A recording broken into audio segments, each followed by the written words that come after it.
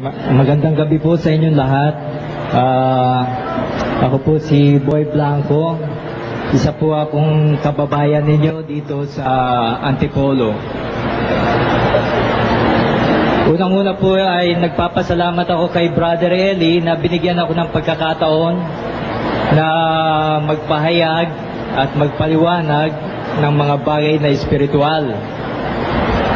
Hindi po ako nagpunta rito para to add insult to injury, dahil po alam naman natin na marami ng problema si Brother Eli financially, at nandito po ako para bigyan ng tulong itong samahan niya by way of pagliliwanag, dahil sa tingin ko naman kahit si Brother Eli ay meron din siyang katanungan na gusto niyang sagutin o maipalawanag sa kanya. Kaya ngayong gabi po ito, pipilitin ko pong maipaliwanag ng mabuti sa kanya para sa ikabubuti ng kanyang samahan. Uumpisan ko po sa tema ng ikapo, dahil ito po ang dividing line ng iglesia ng Dating Daan at ng mga born again Christians. Para kay Ginoong Soriano, ang ikapo po ay lipas na, o hindi po ito batas Kristiyano, pero nagkakamali po siya ron, dahil marami pong talata sa Biblia na nagpapatunay na ang ikapo po ay batas Kristiyano. Kaya uumpisan po natin sa umpisang-umpisa.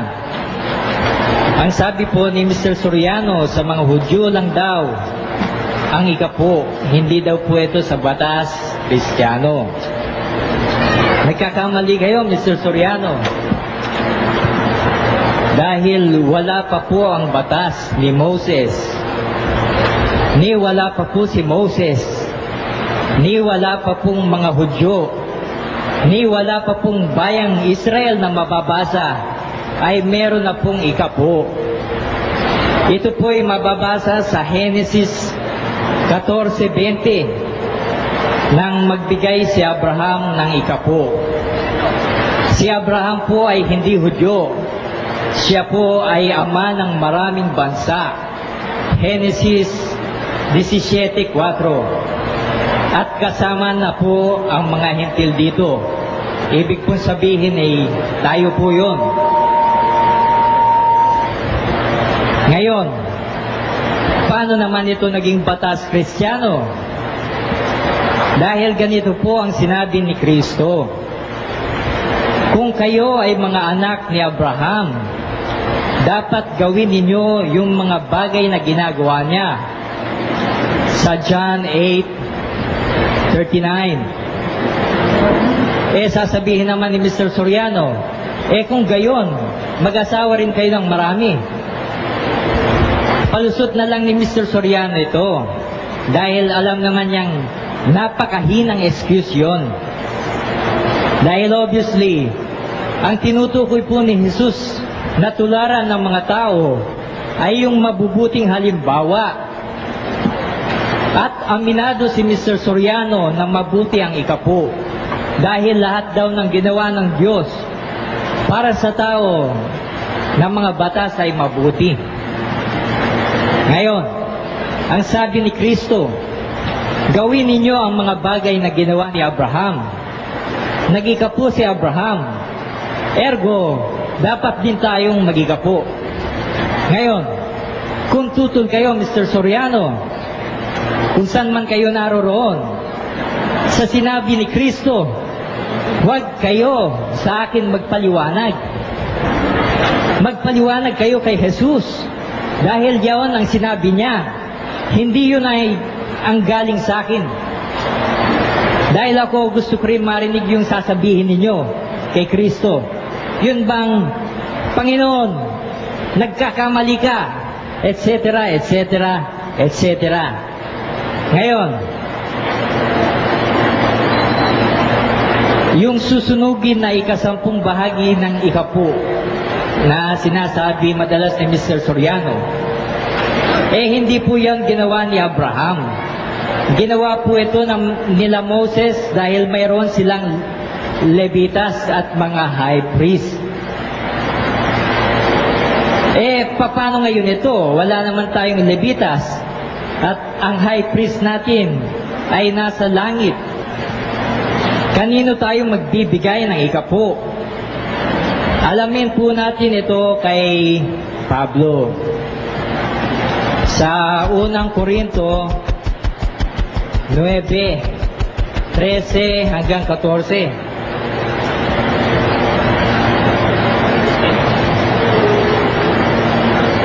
Ganito po ang sinasabi. Surely you know that the men who work in the temple get their food from the temple, and that those who offer the sacrifices on the altar get a share of the sacrifices. In the same way, emphasis po sa in the same way. The Lord has ordered that those who preach the gospel should get their living from it. Ayun po. Yung pong nangangaral ng ebanghelyo, ayun po ang entitled sa ikapu. Ayun po ang sabi ni Pablo. Kasi in the same way, kung 10% nun, 10% din ngayon.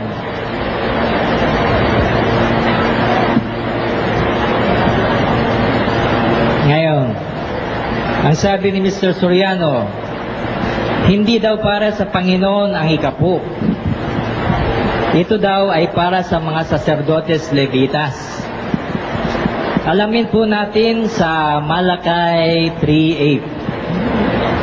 Sa Malakay 3:8, ito po ang sinasabi. Is it right for a person to cheat God? Of course not. Yet you are cheating me. How? You ask.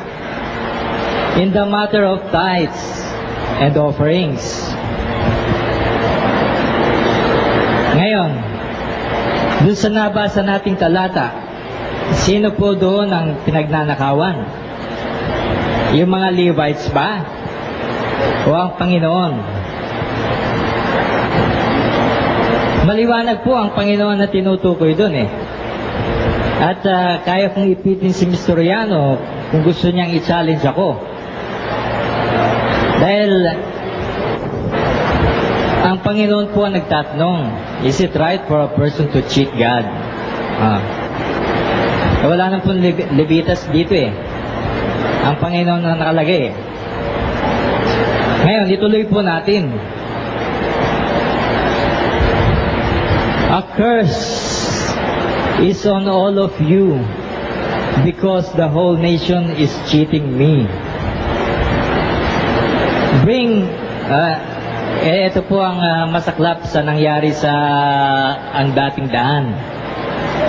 Meron silang curse, meron silang sumpa ngayon. Hindi ni Brother Eli malaman kung bakit nangyayari ito sa negosyo niya.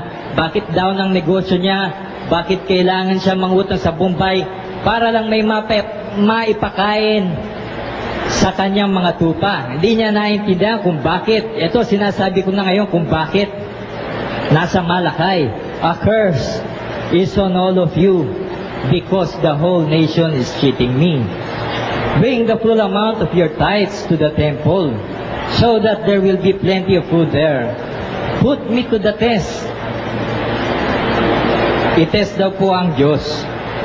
Alalahanin natin ang tinukso po si Kristo. Ang sabi po ni Kristo dun sa demonyo, you shall not put the Lord your God to the test. Pero dito po sa Malakay, ang sabi po dito, test me. Subukin niyo ako. Kaya gano'n na lang ang pang-atake ni Mr. Soriano sa mga nag-iikapu.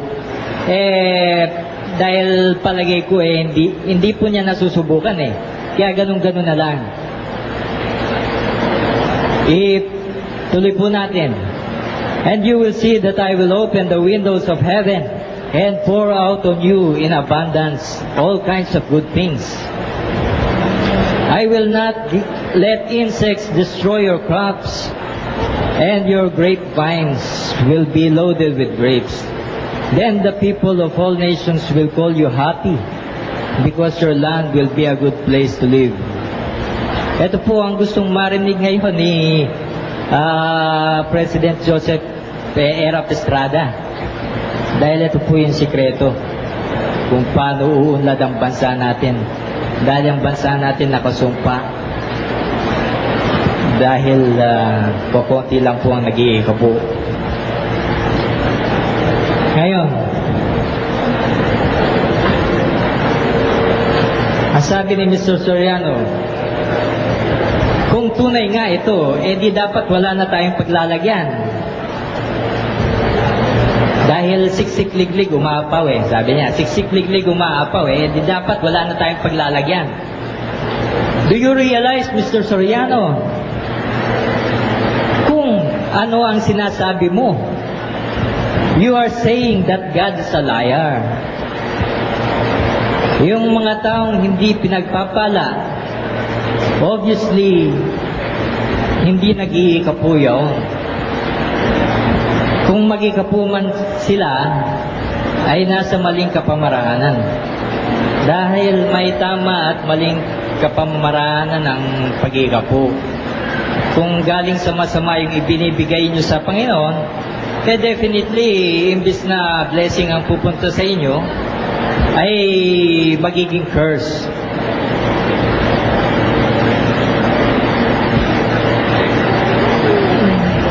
Sila ay nasa maling kapamaraan. Pero never na magsinungaling ang Diyos. Dahil kayo mismo ang nagsabi noon, Mr. Soriano.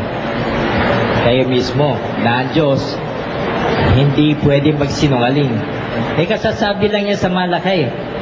O ngayon sasabihin nyo, dapat sana wala nang paglalagyan. Ngayon, bago ko po basahin yung mga talata na si Kristo po mismo ang nagsabi, may I remind you, Mr. Soriano, na ang gamot na lumalaban sa asthma, ang tawag po dito ay anti-asthma. Yung mga taong lumalaban sa salita ni Kristo, ang tawag ay Antichrist or Antikristo.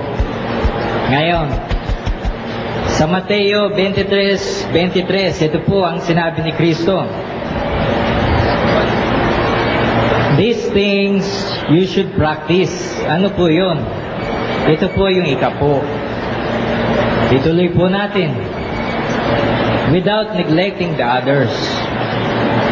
Ang sabi naman ni Mr. Soriano, yung these things daw, ay yun daw yung justice and mercy, etc., etc.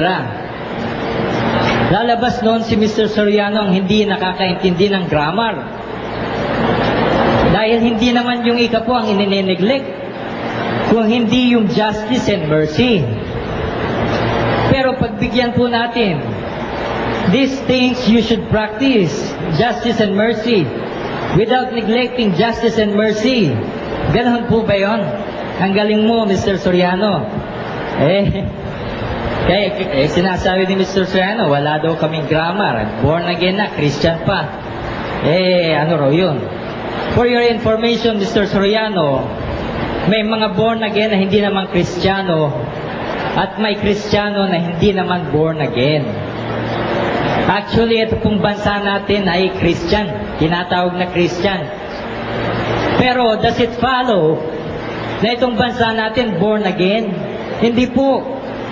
All you have to do is to read the tabloid. Basahin niyo yung mga tiktik, yung mga bandera, yung abante, at sabihin niyo sa akin kung born again nga itong bansa na to. Definitely hindi. Kaya nagkakamali ka, Mr. Soriano. Ikaw ang hindi nakakaintindi ng grammar. Pero, granting na pagbaliktarin natin yung order ng mga salita, papasok pa rin dun yung ikapo. Papasok pa rin dun eh. Ngayon, ang lusot ni Mr. Soriano ay ang kausap daw ni Kristo yung mga Pariseo at hindi mga Kristiyano. Tignan po natin sa Mateo 23:1 hanggang 3. Then Jesus spoke to the crowds and his disciples. 5 minutes to go. The teachers of the law and the Pharisees are the authorized interpreters of Moses' law. So you must obey and follow everything they tell you to do. Maliwanag po na ang kausap dito ay ang mga alagad niya. At sabi ni Kristo sa kanila, sundin ninyo ang pinagagawa sa inyo ng mga Fariseo. Obviously, kasama na po dito ang ikapo. Dahil yung mga hindi nga nila ginagawa, pinapangaral din. Ano pa kaya yung ginagawa nila? Definitely, pinasusunod din ng mga Fariseo ang mag-ikapo. At ang sabi ni Kristo, sundin nyo ang itinuturo nila. Hihirit na naman si Mr. Soriano. Hindi daw nag-iikapo si Kristo. Dahil ang kautusan daw ay hindi para sa matutuwid. Malayo na po yun sa pinag-uusapan natin, Mr. Soriano. Dahil hindi si Kristo yung tinitignan natin.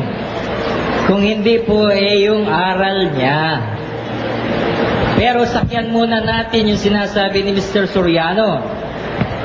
Kung si Kristo ay sumusunod sa mga palatuntunan, kung si Kristo ay sumusunod sa mga palatuntunan ng tao, kahit mali, ano pa kaya yung palatuntunan ng Diyos?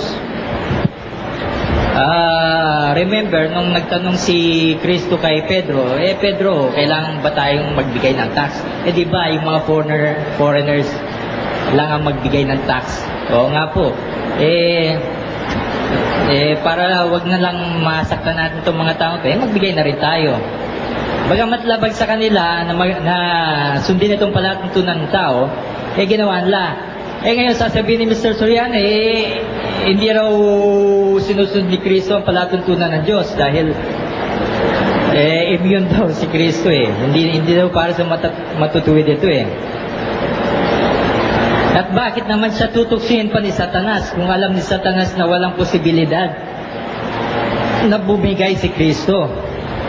Ibig sabihin, may possibility na labagin niya yung utos. Ganun lang naman ang logic nun Nonsense po itong sinasabi ni Mr. Soriano. Ngayon, nabitin na ako.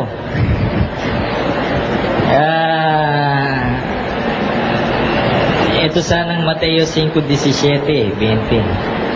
Kaya lang mabibitin lang ako pagbigyan na po natin si Mr. Soriano. Mr. Soriano.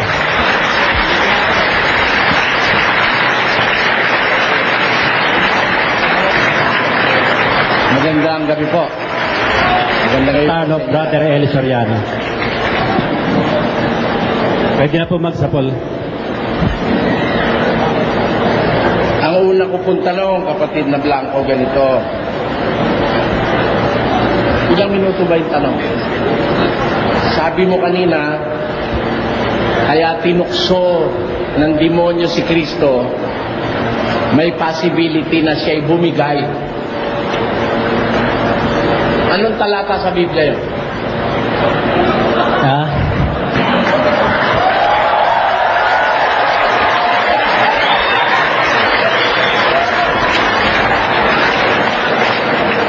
Mr. Soriano, sana naman po walang masyadong technical dahil... Hindi, huwag na sumagot ka sa tanong. Huwag ka magreklamo. Pagka sinabi mo, tandaan mo, pag sinabi mo, you are subject to cross. Huwag ka magsasalita ng hindi mo kayang tindigan sa isang diskusyon kagaya nito. Wala naman technicality kung ginagawa. I'm just asking you, saan mo na pulot na talata na si Kristo may possibility bumigay? Unang-una po, Mr. Soriano. Hindi, bigay mo sa akin yung talata. Huwag mo ubusin ng oras. You have to answer me frankly. Anong talata mababasa na si Kristo ay may possibility bumigay? Wala po.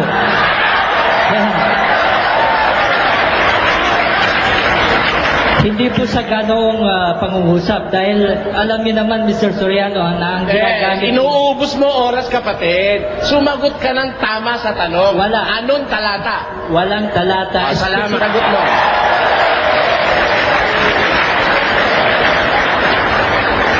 Ngayon, ang susunod kong tanong, Mr. Moderator, ito po.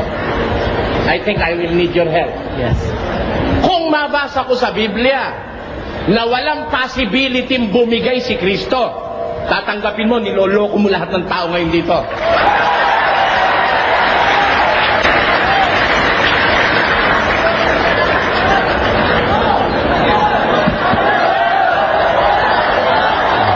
Sige po, pakibasa po, brother. Hindi po, Talata. patanggap muna po natin kay Mr. Blanco.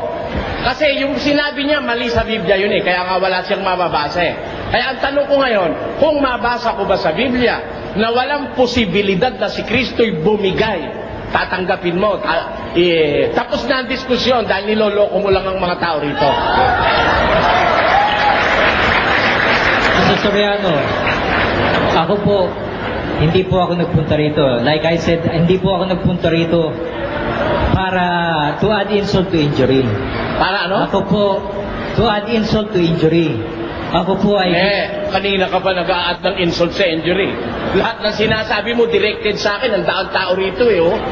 Di ba, puro Soriano sinasabi mo eh. Oh, sabi mo, hindi ako marunong ng grammar. Sabi mo, hindi ako marunong ng common sense.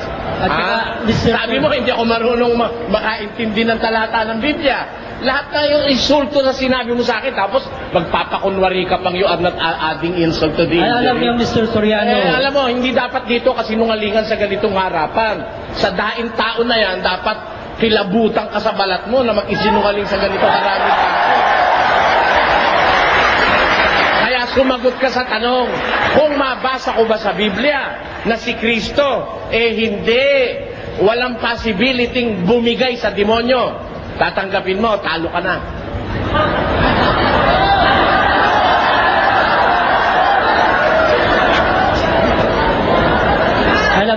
alam na po naman natin yung story eh. Bakit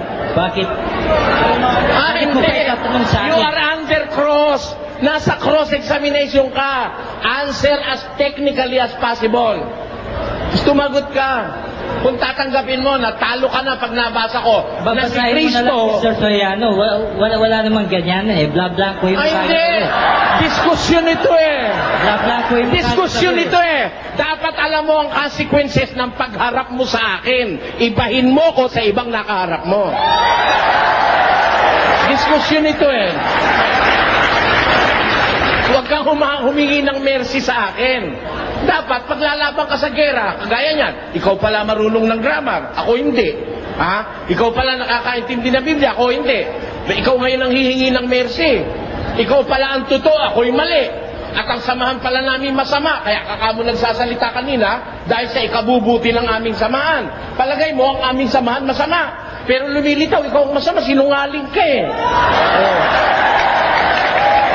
Diba? Kaya sumagot ka ngayon, Mr. Blanco. Soriano, unang-una po, wala po ang sinasabi na meron sa Biblia yung sinasabi nyo na bumigay si Kristo. Wala po ang sinasabi. Hindi ako nagsabi nun. Ikaw ang nagsabi nun, ano? Wala po ang sinasabi. Ikaw ang nagsabi nun na kaya tinukso ng demonyo si Kristo dahil may possibility siyang bumigay. Ikaw ang nagsabi. Bakit naman siya tutuksin pa ni Satanas kung alam ni Satanas na walang posibilidad na bumigay si Kristo? Ibig sabihin, may possibility na labagin niya yung utos. Ganun lang naman ang logic nun eh. Ito eh. At bakit naman siya tutuksin pa ni Satanas kung alam ni Satanas na walang posibilidad na bumigay si Kristo? Ibig sabihin, may possibility na labagin niya yung utos. Ganun lang naman ang logic nun eh. Litis siyang bumigay. Hindi analysis yun. Conclusion yun sa'yo. Ha? Ngayon, pinatitindigan ko sa iyo ang sinabi mo na yan. Kung lalaki ka talaga at may paninindigan ka, kung mabasa ko ba sa Biblia na walang possibility na si Kristo'y bumigay, tatanggapin mo, sinungaling ka, manluloko ka, tapos na ang diskusyon, talo ka na. Ba't ko naman tatanggapin, Ayan. Mr. Soriano? Bakit ko naman Kahit mabasa ko, hindi mo tatanggapin. Basahin mo na lang kasi, Mr. Hindi, Soriano. kahit mabasa ko, hindi mo tatanggapin. Umamin ka muna. I am merciful to those who are worthy of mercy. Kung aaminin mo na talagang hindi mo alam yung sinabi mo at nagkamali ka lang, ba't naman kita susugirin doon, ano? Kaya kita ngayon gustong ma-corner dyan, baka ulitin mo ito, baka pag nakarating ka sa binangonan, ulitin mo na naman yung kasinungalingan mo. Napakarami mong taong ipapahamak dyan sa ginagawa mo na yan. Kaya ngayon palang umamin ka na talagang hindi totoo yung sinabi mo na si Kristo may possibility bumigay. Sukat pagbintangan mo yung tagapagligtas na may possibility bumigay. Aminin ko na mali yung analysis ko, Mr. Soriano. Alin? Pero, Oo, salamat. Salamat kapatid. Pinupuri kita dyan sa punto na inaamin mong mali yung sinabi mo. Titigilan na kita dahil inaamin mo ng mali yan. man siya tutuksiin pa ni Satanas kung alam ni Satanas na walang posibilidad na bumigay si Kristo. Ibig sabihin, may possibility na labagin niya yung utos. Ganun lang naman ang logic nun eh. Ginagawa mo na yan. Kaya ngayon palang umamin ka na talagang hindi totoo yung sinabi mo na si Kristo may possibility bumigay. Sukat pagbintangan mo yung tagapagligtas na may possibility bumigay. Aminin ko na mali yung analysis ko, Mr. Soriano. Alin? Pero, Oo, salamat. Salamat kapatid. Pinupuri kita dyan sa punto na inaamin mong mali yung sinabi mo. Titigilan na kita dahil inaamin mo ng mali yan. Ngayon, lilipat ako ng ibang tanong. Pangalawang pagsabok.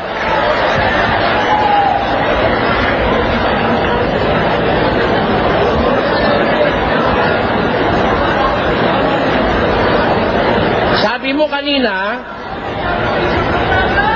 ginamit mo ang 17.4 ng Henesis. At doon ay nakasulat ang ganito at gusto kong basahin ang Henesis 17.4 for clarificatory reasons. Ito ang sabi dito. Tungkol sa akin, narito ang aking tipan ay sumasayo at ikaw ay magiging ama ng maraming bansa. Dito ba tinutukoy ba yung ikapo? mali po yung binasa nyo, Mr. Soriano. 17.4. Sinabi mo kanina, sinight mo, 17.4. Yung sinasabi ko po, ayun po ay tungkol sa mga hintil. Ang sabi mo, He is the father of many nations. Kasama po ang mga hintil. Kapatid, alam mo, sinusulat ko yung sinasabi mo verbatim eh. Binastos ko nga yung mga kausap ko sa labas, di ko pinakinggan dahil kailangan isulat ko yung sinasabi mo eh. Eto, sabi mo, nagkakamali ka, Mr. Soriano. Wala pang batas si Moises. Sa ikapo, batas na ang ikapo, 17.4 ng Henesis. Sinabi mo kanina yan. Ngayon. Mali po, Mr. Soriano, dahil nakasulat din dito yung binabasa ko. Oh. Nagkakamali kayo, Mr. Soriano. Dahil wala pa po ang batas ni Moses. Ni wala pa po si Moses. Ni wala pa pong mga Hudyo. Ni wala pa pong bayang Israel na mababasa. Ay meron na pong ikapo. Nang magbigay si Abraham ng ikapo. Si Abraham po ay hindi Hudyo. Siya po ay ama ng maraming bansa. Genesis 17.4. At kasama na po ang mga hintil dito. Ibig pong sabihin ay tayo po yun. Nagkakamali kayo, Mr. Soriano.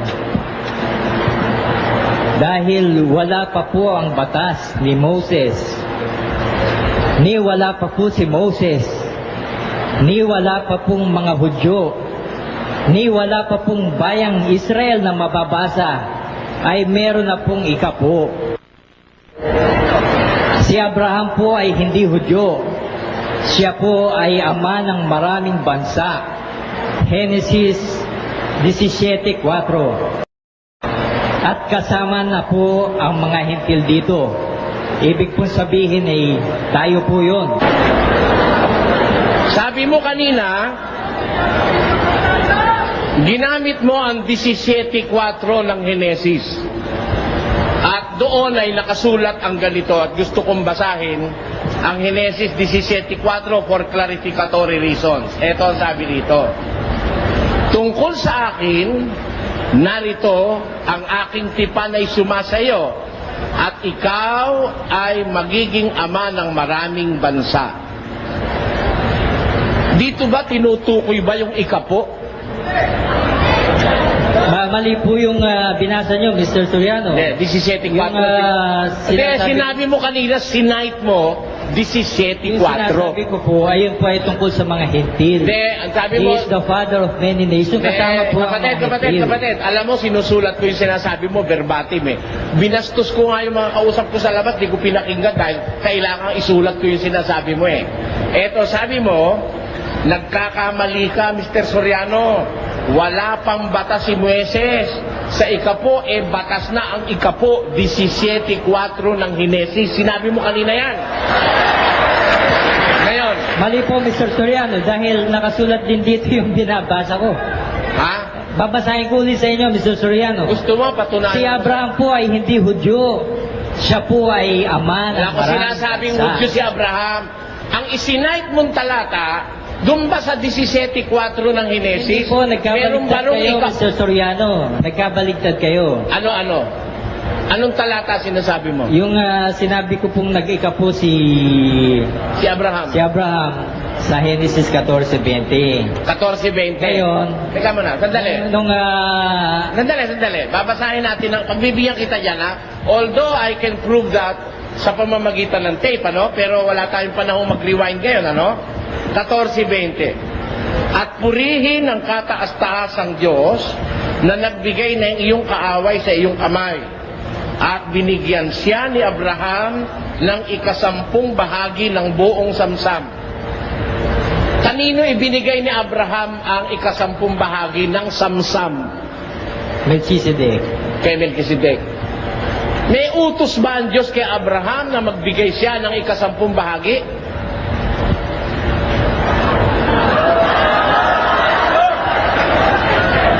Hindi po natin alam. Wala pong mababasa sa Biblia. Hindi po natin alam. Bakit mo sinabi kanina na hindi pa iniuutos kay Moises, batas na kay Abraham kung hindi mo pala alam? Hindi po. Magpaliwanag ka, Mr. Blanco. Ganito po ang You sinabi seem ko. to contradict yourself. Kalagay ko, wala ka sa sarili mo. Kanina sabi mo, nagkakamali ako. Ayan, nakalagay, kasulat verbati mo. Dahil, sabi mo, kaya ako nagkakamali, si Abraham, hindi pa ibinibigay ang batas kay Moises, tungkol sa ikapo, sabi mo si Abraham ay may batas na mag-ikapo. Kaya tinatanong kita ngayon, sabi mo, hindi mo alam na may batas pala ang Diyos kay Abraham magbigay Wala na po ikapo. ang sinasabing ganon, Mr. Soriano. Wala po. Soriano. Nagkakamali kayo, Mr. Soriano. Dahil wala pa po ang batas ni Moses. Ni wala pa po si Moses. Ni wala pa pong mga Hudyo. Ni wala pa pong bayang Israel na mababasa. Ay meron na pong ikapo. Nagkakamali kayo, Mr. Soriano. Dahil wala pa po ang batas ni Moses. Ni wala pa po si Moses. Ni wala pa pong mga Hudyo. Ni wala pa pong bayang Israel na mababasa. Ay meron na pong ikapo. Sige. Panoorin nyo sa telebisyon, mga kababayan, Hindi. no? Sasabihin Panoorin ko nyo. lang ulit sa inyo, Tinatanggi Mr. niya yung sinabi niya, sinulat ko nga eh.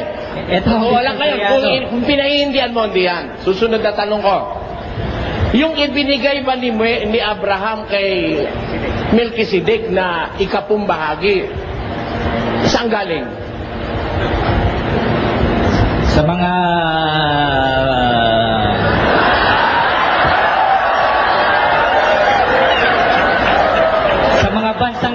niya, yung mga... Alam niyo naman yung Mr. Soriano eh, ba't niyo pa itatanong? Hindi. Ako, sigurado ko, sarili ko, alam ko yun. Kaya ako tinatanong dahil ikaw ang hindi nakakaalam, kaya kita tinatanong. Eto, susunod kong tanong. Yung bang samsam, yun ba, pag-aari ba ni Abraham yon o inagaw niya lang? Ayun po ay pinagkaloob sa kanya ng Diyos. Hindi. Kaya Yung- nga siya nanalo eh. Dahil, Hindi yung usapan na, hindi yung sa Diyos ang pag-uusapan natin. Pinag-uusapan natin yung nasa kay Abraham na ibinigay niyang ikapo. Yung ba kanya o nasamsam niya?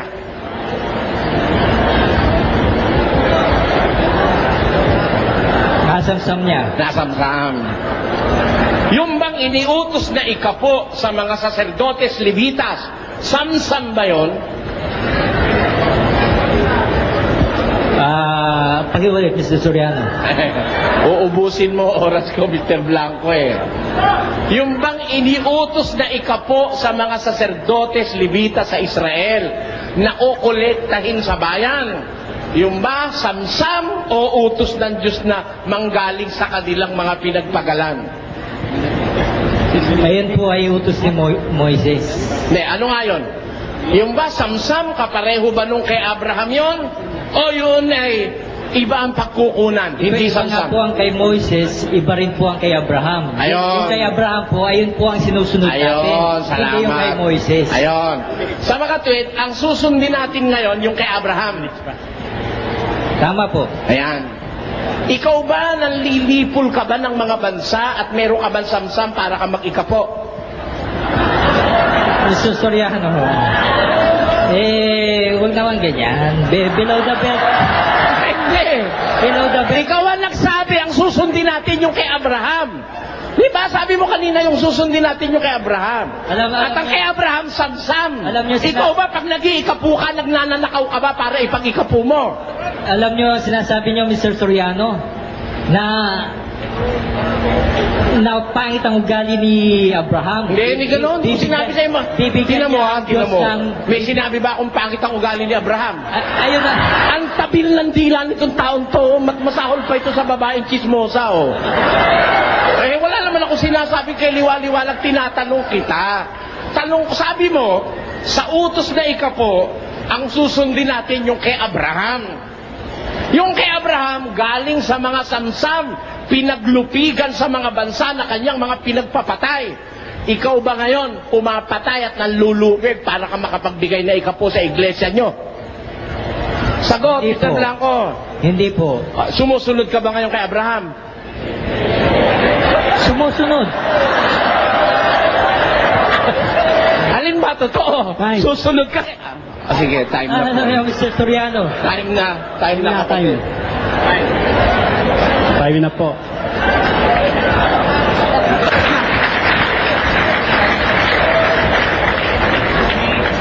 Sino po ba? Ako na uli. Ayun na po ba ngayon? Ako bago po yung Hindi, ako po. tema. Dito na po. Si Brother Eli po ngayon. Sasagutin ko po sa 20 minutes yung kanyang ikinalap na lagim dito sa Antipolo, mga kababayan. Huwag po kayong magagalit. Hindi po ako mabagsik sa kapwa. Galit lang ako sa maling turo. Sa mga kapwa-tao, wala po akong, kung gusto nyo, pagkatapos dito, i-blow out ko pa si Mr. Blanco, ano? Pero doon sa mali niya sinasabi, hindi ako makakapayag doon na ang mga taga-Antipolo na ngayon ko lang nakitang personal, kaharap ako'y lokohin niya. Lalabas, wala akong pagmamahal sa kapwa ko tao rin sa Antipolo. Unang-una, sabi niya kanina, yun daw ikapo ay mali daw ako sa pagkaunawa sa ikapo. Kasi raw, hindi pa raw iniuutos kay Moises ng Diyos yun, yun daw ay batas na kay Abraham. Yun po sabi niya. Sinulat ko nga rito Bagaman binago niya ngayon. Siguro nare-realize ni Mr. Blanco na siya pabigla-bigla siyang magsalita. Ang katunayan nga, ito, naiihipit na siya eh. Unang-una, hindi po totoo na batas ng Diyos kay Abraham ang magbigay ng ikapo. Yun hong ginawa ni Abraham ay kusang loob na kanyang ginawa. Pakinggan nyo ho, sa isang talata ng Ebreo, ganito ang pagtuturo sa atin ng kasulatan sa Kapitulo 7. Eto, pakinggan nyo.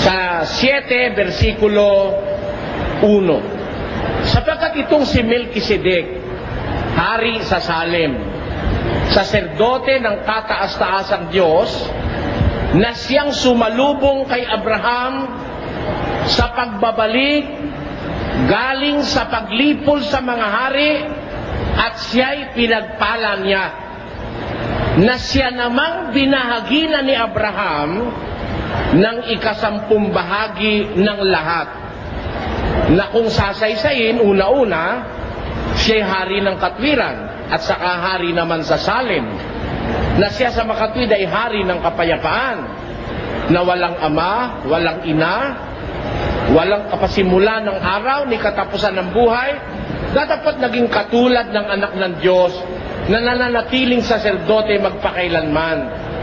Nilay-nilayin nga ninyo kung gaano ang kadakilaan ng taong ito na binigyan ni Abraham na patriarka ng 10 bahagi ng mga pinakamagaling na samsam.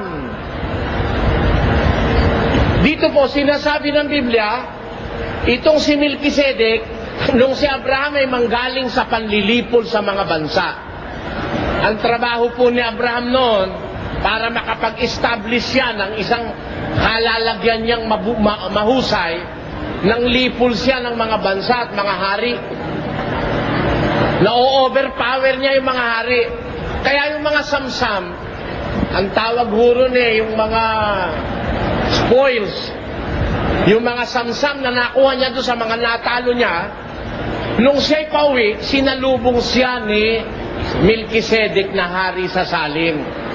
Ang Abraham na ito, nagbigay ng 10 bahagi ng lahat ng pinakamagagaling na samsam. Pag sinabing samsam, ito yung kanyang nakuha doon sa mga natalo niyang mga hari at mga tao. Yun ang ibinigay niya, ikapo, noon kay Melkisedek. Wala hong sinasabi sa Biblia na si Melkisedek ay nanghingi. Hindi kagaya ng mga pastor ni Mr. Blanco, walang tigil ng kahihingi. Tinatakot pa miyembro na pag hindi raw nagbigay, ninanakawan ng Diyos. Walang mababasa si Mr. Blanco nang hingi si Melkisedek. Kusang loob na nagbigay si Abraham kay Melkisedek ng 10 ng pinakamagagaling na samsam. Ngayon, ano ang ibig ituro ni San Pablo? Ba't niya sinusulat ang talatang ito? Tuloy tayo. At katotohanan, ang mga anak ni Levi na nagsisitanggap ng katungkulang saserdote ay mayroong utos. May utos ho, wala? Ulitin ko. At katotohanan ang mga sa anak ni Levi na nagsisitanggap ng katungkulang saserdote ay mayroong utos na kumuha ng 10 bahagi sa bayan ayon sa kautusan, sa makatwid ay sa kanilang mga kapatid, bagamat ang mga ito'y nagsilabas sa mga balakang ni Abraham. Tingnan ninyo, ang katotohanan hindi alam ni kaibigan Blanco, alam ni Pablo yon. At kung ako'y kadiwa ni Pablo, alam ko rin. Alin ang katotohanan, mga kababayan? Alin ang katotohanan? Walang utos kay Abraham na magbigay ng 10. Wala. Hindi rin naman siya hiningan ni Melkisedek na 10. alin ang katotohanan? Ang katotohanan, yung mga anak ni Levi na nagsisitanggap ng katungkulang pagkasaserdote, yun ang may kautusang kubuha ng ika-10 bahagi sa kanilang mga kapatid. Hindi ho sa samsam, hindi sa mga nilipol, kundi sa kanilang mga kapatid. Bagaman ang mga kapatid nilang ito'y galing sa balakang ni Abraham. Kaya nag-umpisa po ang pag-uutos ng pagbibigay ng ikapo, kailan? Nang lumabas ang mga saserdotes Levitas sa balakang ni Abraham. At yan ay sa panahon ni Propeta Moises. Doon nag-umpisa ang utos na ikapo. Kaya, kung may ikapo na susundin ng mga Israelita, yung utos para sa mga saserdotes Levitas. Iti si Mr. Blanco ang susundin daw natin yung ikapo kay Abraham. Ang ibig sabihin, para makapagbigay tayo ng ikapo ngayon, mananamsam tayo. Pag may nakita kayo sa mga bayan, mga nayon, na may mga dalambag, mag-snatch kayo. Yun ang ibig niya sabihin. Kasi kung susunod ka doon kay Abraham, lahat ng mga hintil na masasama, lilipulin mo. Pati mga haring masasama, lilipulin mo. At lahat ng masasamsam mo na mga properties nila, bibigyan mo ng ikapo si Mr. Blanco. Ayon. Ayan ang gusto niya sabihin doon. Sa kanya sinasabi na yon, na tayo raw susunod sa ikapo ni Abraham. Ngayon, nagtataka naman ako sa sagot niya. Dahil nung bandang huli, sabi niya rito, sa isinulat ko, sabi ni Mr. Soriano, yang ikapo, hindi para sa Diyos, kundi para sa mga saserdote. Nakikinig kasi siya sa program ko Hindi ko siya masisising alam niya yung sabi ko. Talaga naman sinabi ko, hindi naman para sa Diyos yun Para sa mga saserdotes Levitas yun pero, yun ba kahit tama? Nagkakamali ka si Mr. Soriano. Basahin natin sa Malakay 3:10. Ayan. Basahin natin sa Malakay 3:10. Binigay niya, Malakay 3:10. Ito bang Malakay 3:10? Ikapo ni Abraham o ikapo ng saserdotes Levitas? Di madilim talaga utak ng taong ito. Babasahin ko ang Malakay 3:10. Pakinggan nyo. Ito'y pangungusap ng Diyos. Kanino sinasabi ito? Sa bayang Israel. Ano ang sabi sa Israel? Nananakawan baga ng tao ang Diyos? Gayon may ninanakawan ninyo ako. Ngunit inyong sinasabi, sa ano ka namin ninanakawan? Sa mga ika-10 bahagi at sa mga handog.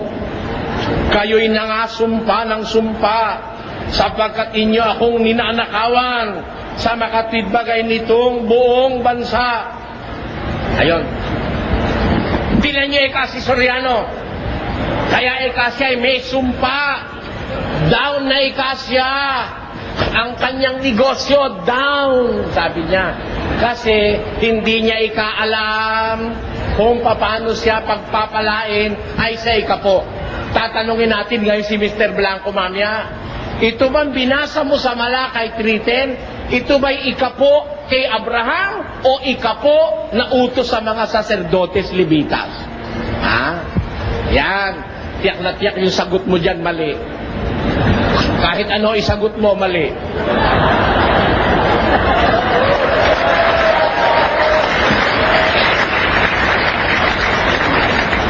Ngayon, para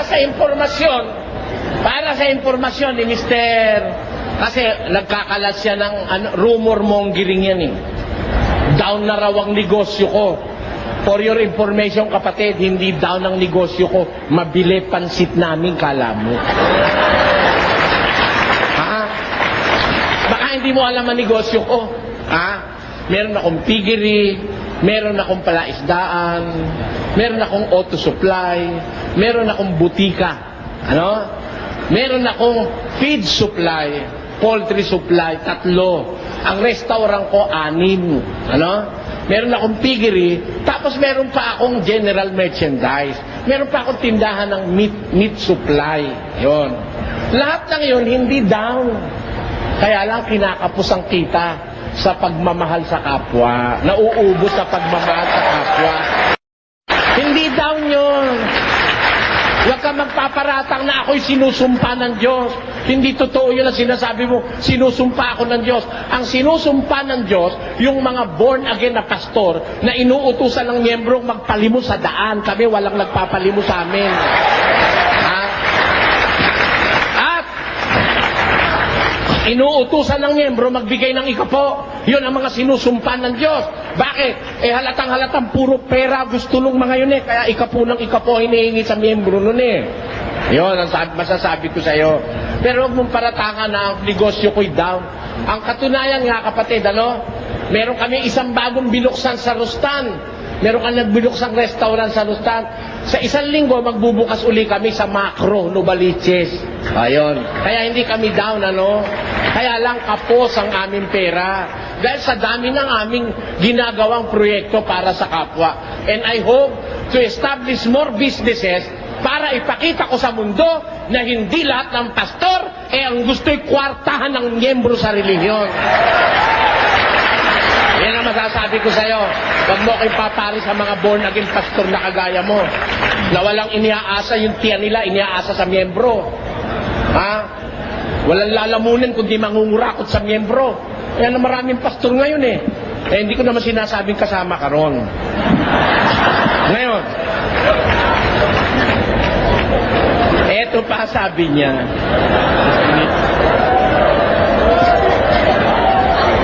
Sabi niya kanina, natawa ko doon sa labas mag-isa. Bagaman hindi ko pinarinig sa mga nasa labas, natawa ko sa sarili ko. Kaya Mr. Soriano, kung tutol ka sa sinasabi ni Kristo, huwag ka sa aking magpaliwanag. Magpaliwanag ka kay Kristo. Sabi mo, ka-impertinentihan niya sinasabi mo na yan.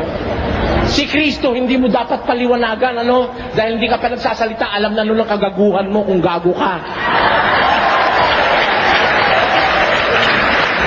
Ba't mo sasabihin magpaliwanag ako kay Kristo? Ha? At kung ganun pala, na hindi ako dapat sa'yo magpaliwanag at kay Kristo, ba't mo ako hinamon ng diskusyon? Ano gagawin ko sa'yo? Lalabuin kita o ayaw mo nang paliwanagan kita? May biro mo kalukuhan ito. Huwag ka sa aking magpaliwanag. Magpaliwanag ka kay Kristo. O, tinan yung salita yan. Aba, ba't ako duda na ako sa pagkataon nitong taong ito eh. Kung tutol kayo, Mr. Soriano, kung saan man kayo naroroon, sa sinabi ni Kristo, huwag kayo sa akin magpaliwanag. Magpaliwanag kayo kay Jesus. Dahil yaon ang sinabi niya, hindi yun ay ang galing sa akin. Kung tutol kayo, Mr. Soriano, kung saan man kayo naroroon, sa sinabi ni Kristo, huwag kayo sa akin magpaliwanag. Magpaliwanag kayo kay Jesus. Dahil yaon ang sinabi niya, hindi yun ay ang galing sa akin. Ka sa aking magpaliwanag. Magpaliwanag ka kay Kristo. O, tinan na yung salita yan. Aba, ba't ako duda na ako sa pagkataon nitong taong ito eh. Palagay ko wala sa sarili si Mr. Blanco. Alam niyo kung ba't sinasabi ko wala sa sarili? Si Kristo palang paliliwanagan ko sa salita mo sa akin. Ha? Bakit tayong dalawa naghaharap? Sana kinumbida mo yung Kristo mo at nang mapaliwanagan ko. Ha? Kasi, yung totoong Kristo ng Biblia, hindi nangangailangan paliwanagan ng tao yun. Payag ko kayo, mga kababayan? Hindi dapat paliwanagan yun. Maliwanag doon sa ang lahat ng bagay sa Kanya. Ang katunayan, 4:12 ng Ebreo. Pakinggan nyo. Sapagkat ang salita ng Diyos ay buhay at mabisa at matalas kaysa alinmang tabak na may 2 talim at bumabaon hanggang sa paghihiwalay ng kaluluwa at espiritu ng mga kasukasuan at ng utak at madaling kumilala ng mga pag-iisip at mga haka ng puso at walang anumang nilalang na hindi nahahayag sa kanyang paningin. Kailangan bang paliwanagan mo ang Diyos? Hindi ko pa nga nagsasalita, alam niya na yung kalokohan mo eh. Kaya, paano, Paul na naman, ang daing Paul, mamaya, gagraduate na ito. Kaya, nakakaapat na siyang Paul eh, ano? Sino ba referee natin? Hanggang ilan ba ang allowed na Paul? 6? 4 na, 2 na lang. Gagraduate ka na, Mr. Blanco. Eto. Kaya daw, ang ikapo ay sa Diyos, kasi pag hindi ka raw nagbigay na ikapo, ang ninanakawan mo ang Diyos. Alam nyo, tinugtong niya ran, ang pinagnanakawan doon ay ang Panginoon. Kaya, para sa Diyos yung ikapo. Kaya, dito, kaya kong ipitin si Mr. Soriano. Dito raw, sabi niya. Yun daw ikapo para sa Diyos. Kaya pag hindi ka nagbigay ng ikapo, ang ibig sabihin, nagnanakaw ka sa Diyos dahil para sa Diyos daw yon. Hindi ganon, mga kababayan. Pag nanakaw sa Diyos ng Israelita, ang hindi pagbibigay ng ikapo, pero hindi ang ibig sabihin, para sa Diyos yung ikapo. Yung ikapo, para sa mga saserdotes, Levitas. Magbibigay ako ng panibagong halimbawa para maunawaan ninyo. Dito sa Gawa ng mga Apostol, pinatutulog niya kasi para sa Diyos yung ikapo eh. Sa Gawa, Kapitulo 5, sabi ni San Pedro ganito, dadapot isang lalaki na tinatawag na Ananias, kasama ang kanyang asawang si Sapira ay nagbili ng isang pag-aari at inilingid ang isang bahagi ng halaga na nalalaman din ito ng kanyang asawa at dinala ang isang bahagi at inilagay sa paanan ng mga apostol. Dapat sinabi ni Pedro, Ananias, bakit pinuspos ni Satanas ang iyong puso upang magsinungaling sa Espiritu Santo at upang magligid ng isang bahagi ng halaga ng lupa? Nang yaoy nananatili pa, di ba gayon nananatiling iyong sarili? At nang maipagbili na, di ba nasa iyo ring kapangyarihan? Ano't inisip mo ang bagay na ito sa iyong puso? Hindi ka nagsinungaling sa mga tao, kundi sa Diyos. Nung ipagkaila ni Ananias, yung kalahati nung pinagbilan niya ng lupa sa mga apostol, ipinagkaila niya kay San Pedro. Sabi ni San Pedro, Ananias, bakit pinuspos ni Satanas ang puso mo para magsinungaling ka sa Espiritu Santo? Hindi ka nagsinungaling sa tao, kundi sa Diyos. Ang tanong,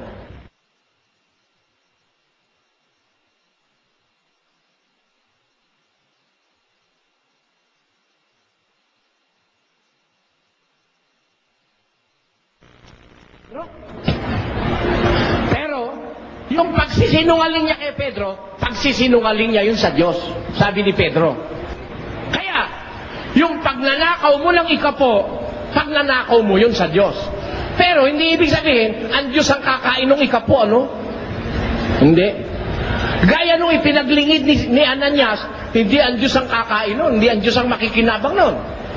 Yun ay ibibigay sa kapatiran. Ganon din naman, itong sinasabi ni Mr. Blanco ito, na kaya raw sa Diyos yung ikapo, pag hindi ka na nagbigay, sa Diyos ka nagnanakaw. Ang tanong, ang Diyos ba kumakain ng ikapo?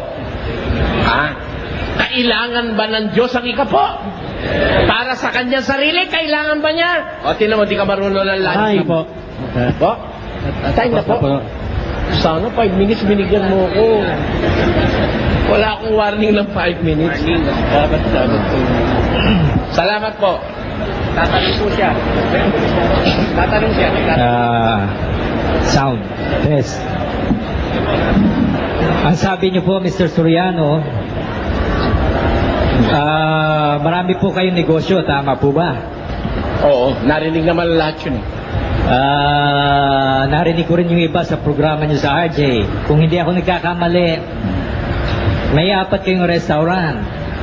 May 6. 6. Meron Isa sa para malaan mo, no? Isa sa Rustan, 2 sa Roosevelt, 3 sa Pampanga. Meron kayong auto supply. Oo. Meron kayong hardware. Mm. Dealer kayo ng mga gulong. No. Mga goma. Hindi ako dealer ng mga gulong. Nung araw pa yun, ngayon hindi na. Mahal na gulong eh. Meron kayong poultry. Oo. Meron kayong piggery. Oh, anong tanong mo? Meron kayong kabayuhan. Meron kayong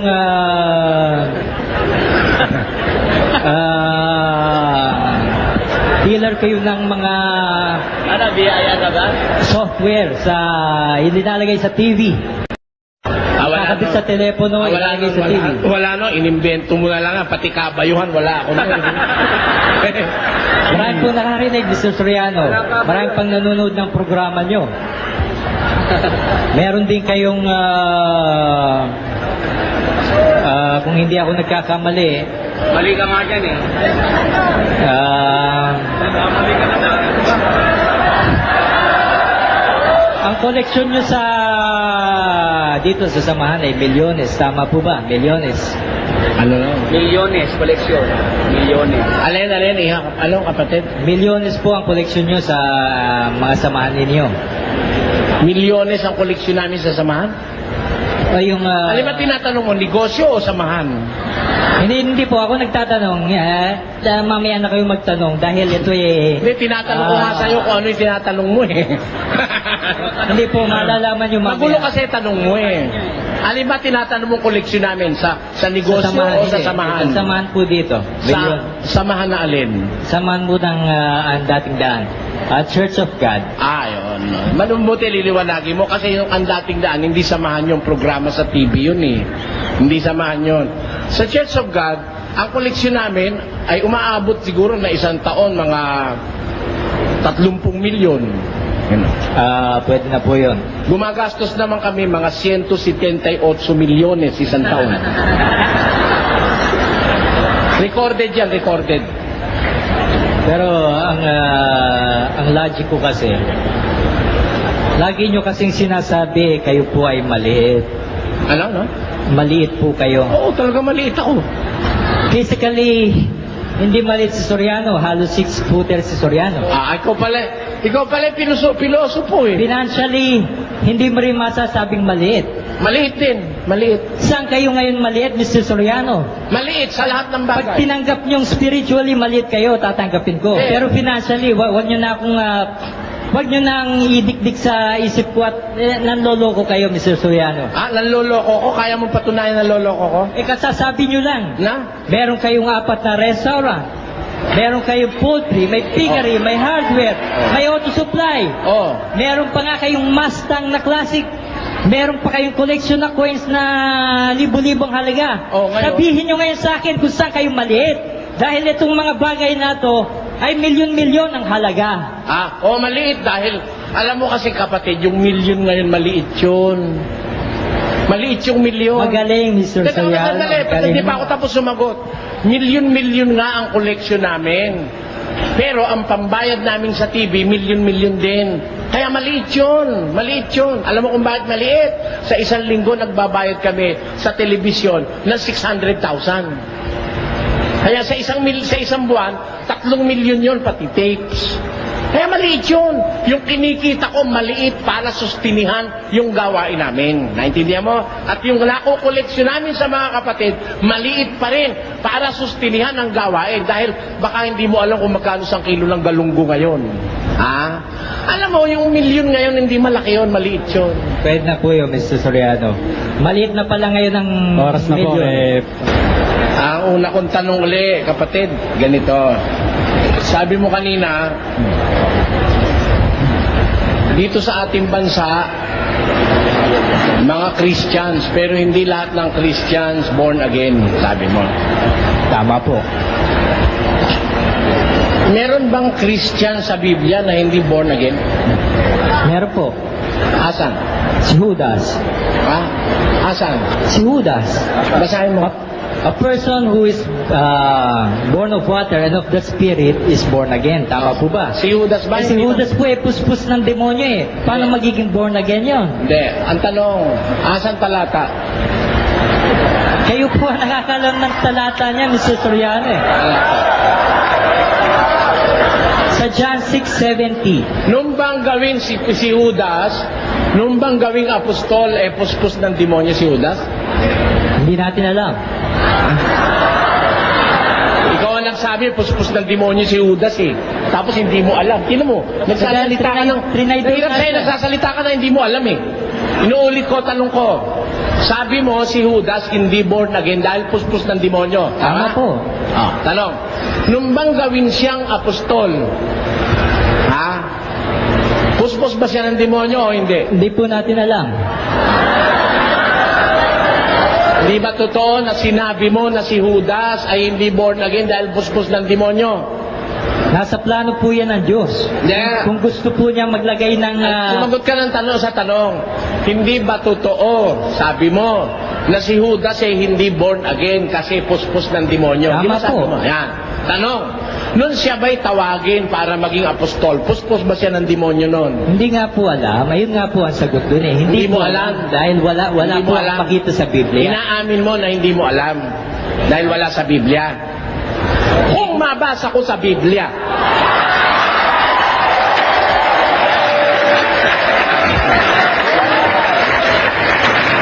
Kung mabasa nyo, Mr. Soriano, kung mabasa ko sa Biblia na si Judas nung tawagin, at nung si Judas ay gawing apostol, at nung si Judas ay bigyan ng karapatang magmilagro, hindi siya puspos ng demonyo, tatanggapin mo talagang manluloko ka?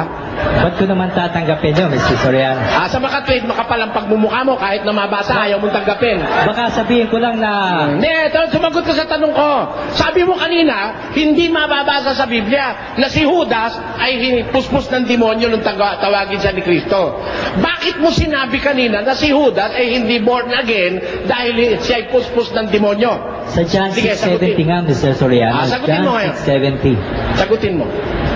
Sa John 6:70 nga, ang sabi po doon, di ba pinili ko kayong 12? Pero isa sa inyo ay demonyo. Ayun, sa makatwid. Paano maging born again ng isang demonyo? Ayun, sa makatwid, ang ibig mong sabihin, nung piliin pa lang siya ni Kristo, demonyo na siya. Pakiulit nga, Mr. Soriano. Yung isinight mong talata, sabi mo 6:17. 6:70. Ang tanong ko sa'yo, nung bang piliin siya ni Kristo, demonyo na siya? Wala po akong mabasa.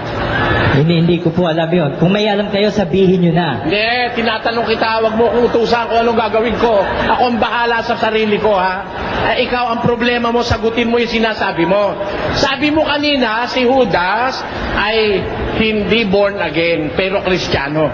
Tama. Tama. Membro siya ni Kristo Kristiyano. Bakit siya hindi born again? Dahil sabi mo, puspos siya ng demonyo. Trinidor nga niya si Jesus Paano magiging born again? Ang tanong ganito. Nung bang siya'y tawagin ni Kristo at bigyan ng tungkuling pagka-apostol, puspos na ba siya ng demonyo o hindi pa? Hindi ko nga alam. Hindi ko po alam. Hindi mo alam. Dahil marami... Bakit mo sinabi na si Judas ay puspos ng demonyo, kaya hindi siya born again, hindi mo pala alam? Sa John 6:70 nga, Mr. Soriano, paulit-ulit lang tayo. Anong sabi ng 6:70 nandiyan? 6:70, didn't I choose the 12 of you? Yet one of you is a devil. Ayan. Makatwid, ang pinagbabatayan mo yung salita ni Kristo, na si Kristo, si Judas ay puspos ng demonyo. Tama po. Na ang sabi mo, sabi ni Kristo, hindi ba kayo'y pinili kong 12 at ang isa sa inyo ay diablo? Ang ibig bang sabihin nun, kapatid, nung piliin ni Kristo si Judas, diablo na siya? Hindi ko po nga mabasa, hindi ko po alam. Kayo Ano ngayon ang ibig sabihin nung binasa mo? Ikaw ang bumasa nun, sasabihin mo, di mo alam. Sa ngayon po, Mr. Soriano, kahit mga demonyo pwede rin magpagaling Wala Kaya akong hindi po pakialam natin doon, hindi yun ang tanong ko. Wala namang pagpapagaling sa tanong ko. Ikaw po, usapan natin pambihira ka Ikaw, tatanong ko sa'yo uli, bakit mo binasa yung 6:70? Ano gusto mong palitawin doon? Paano po magiging born again si Judas? Sinabi na nga po ni Kristo na siya ay demonyo. Ayun, sa makatwid. Kristiyano po siya. Sa susunod tanong. Pero hindi po siya born makatwid? again. Sa susunod ko tanong ganito. Sige. Never in the life of Judas na siya'y na-born again.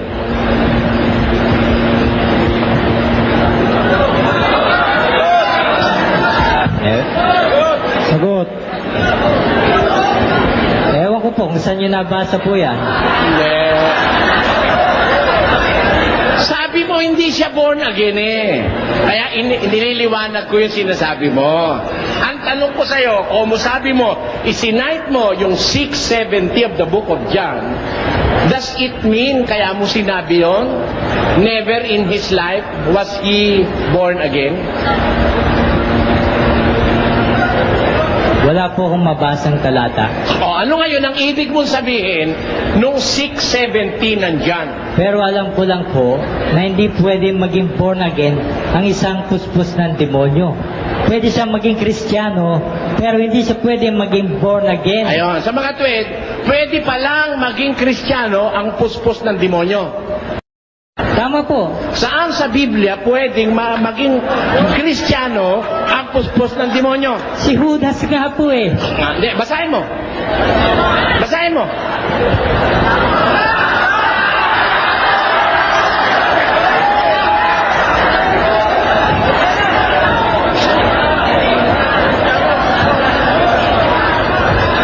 Kasi pag nagpakawala ka ng salita, at tatandaan mo, at ako ang kausap mo, susulitin ko sa iyo yan. Kaya ngayon, hinahanapan kita ng ebidensya. Hindi naman ako nagmamanipid Marami sa iyo. talata yun. Ang masasabi ko lang sa iyo, no, mag-iingat kapag ako kausap mo. Eto, palitawin mo ngayon sa Biblia yung paniniwala mo na may Kristiyano na hindi born again. Pinalitaw mo si Judas. Tinanong ko, kahit kailan ba hindi naging born again si Judas? Sabi mo, hindi mo alam. O ngayon, bakit mo ginamit ang 670 of John? Dahil yun lang po ang maliwanag. Ano ang sabi? Ano maliwanag doon? Na siya'y demonyo. Si Judas ay demonyo. Tanong ulit. Po. Nung piliin ba ni Kristo si Judas, demonyo ba siya? Hindi po natin alam.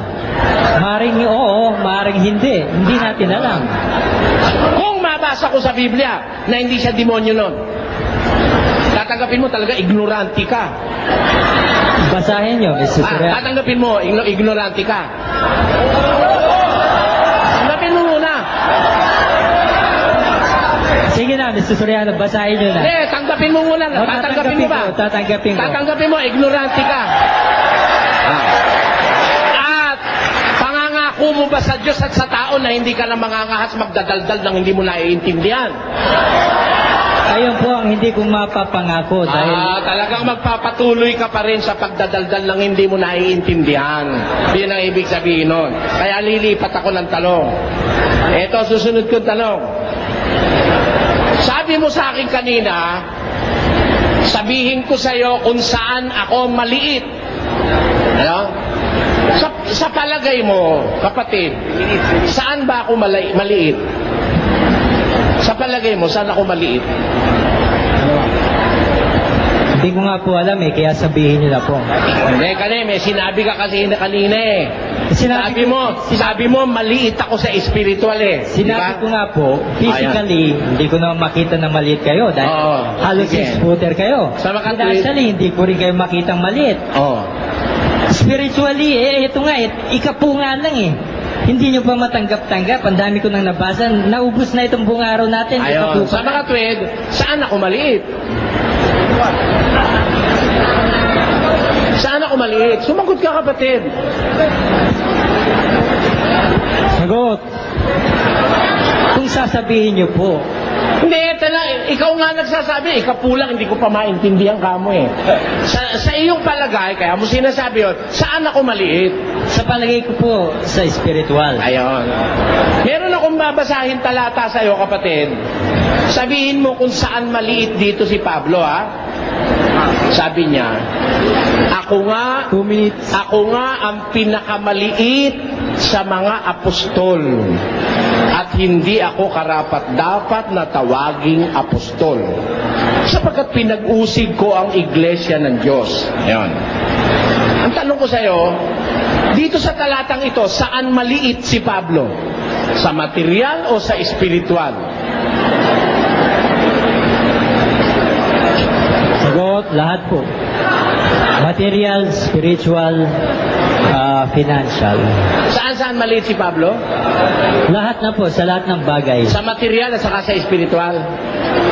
Tsaka sa financial. Sa financial. At saka sa espiritual, maliit din siya. Opo. Sa makatwid, pareho lang kami ni Pablo maliit sa espiritual. Hindi po, kasi mayaman kayo eh. Hindi, sa espiritual nga eh. Sa spiritual. Sabi mo, maliit sa espiritual si Pablo, maliit din ako sa espiritual. Sa makatwid, pareho kami ni Pablo. Ngayon ko lang po narinig yan dahil... Hindi, ikaw ang may sabi niyan eh. Paano ngayon mo lang narinig? Ikaw nga may sabi. Sabi mo kanina, maliit ako sa espiritual dahil hindi naman ako maliit sa physical. Sabi mo, 5'6" ako, hindi ka pala marunong kalkulasyon. 5'9" and a half lang ako. Oo. 6-footer ako, sabi mo. Ngayon, sabi mo, marami akong pera. Sabi mo, kaya hindi ako maliit sa material. Maliit ako sa espiritual. Nung tanungin ko sa iyo kung saan nung ibig sabihin ni Pablo, saan siya maliit, sabi mo, maliit din siya sa espiritual. Pareho ba kami ngayon ni Pablo? Kung aminin yung maliit nga kayo spiritually, pero hindi nyo naman maamin-amin yan sa pakikinig sa TV. Walang kwenta sa akin yung sa akin ang kailangan liwanagin mo yung sinabi mo. Na maliit ako sa espiritual, maliit din si Pablo sa espiritual. Pareho ba kami ni Pablo na maliit sa espiritual? Hindi muna, Mr. Soriano, ang sinasabi nyo po ba ay maliit din po kayo sa spiritual? Teka, ako may karapatang magtanong, hindi ikaw eh. Tatanong ngayon.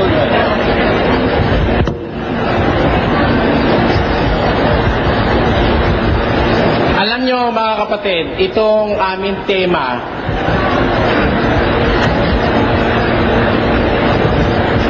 i-remind ko lang po ang tema. Sabi ni Mr. Blanco rito, ganito.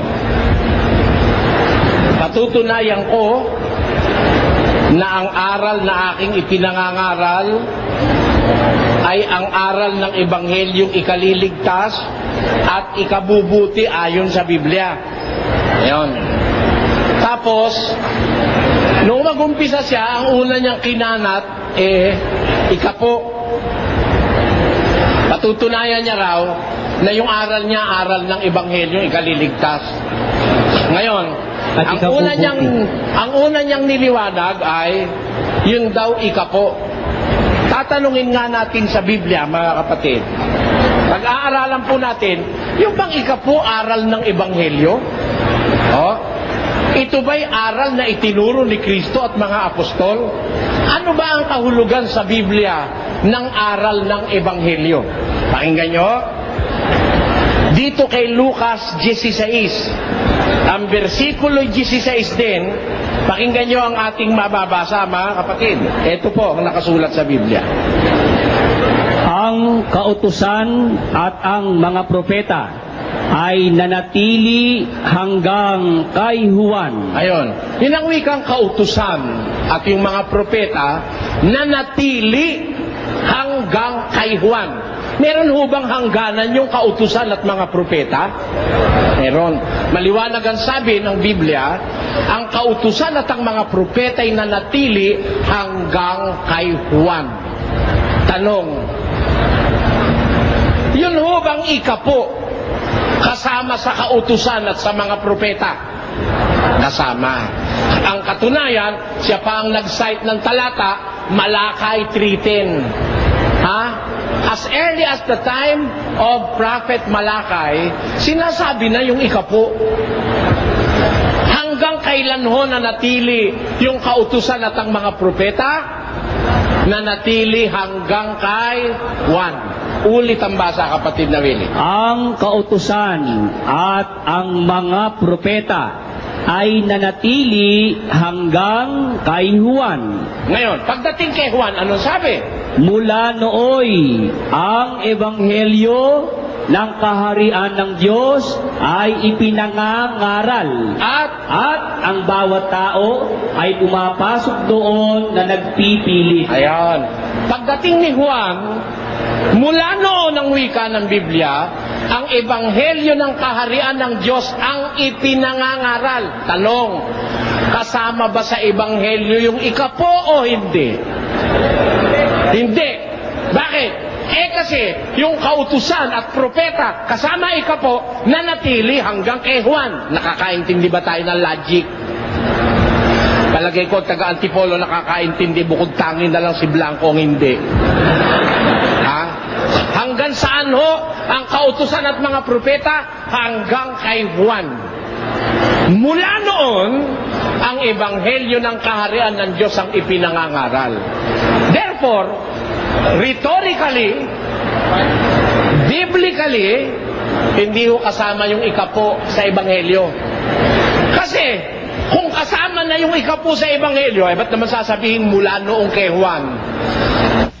Noon ipinangaral ang ebanghelyo. Ha? Ang kautusan at ang propeta ay nanatili hanggang kay Juan. Bakit po hanggang kay Juan? Bakit hanggang kay Juan? At magmumula kay Juan ipinangaral ang ebanghelyo. Pakinggan nyo sa Marcos 1, versikulo 15. Ganito ating mababasa. Pagkatapos ng madakip si Juan, ay napasa Galilea si Jesus na ipinangangaral ang ebanghelyo ng Diyos. Ayon. Kailan ho inumpisahang ipangaral ang ebanghelyo ng Diyos? Nang madakip si Juan at mailagay sa bilangguan, napasa Galilea si Jesus na ipinangangaral ang ebanghelyo ng Diyos.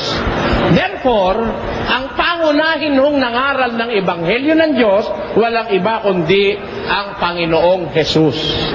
Tanong, nung nangangaral na ba ang Panginoong Jesus, ipinangaral niya ba yung ikapo?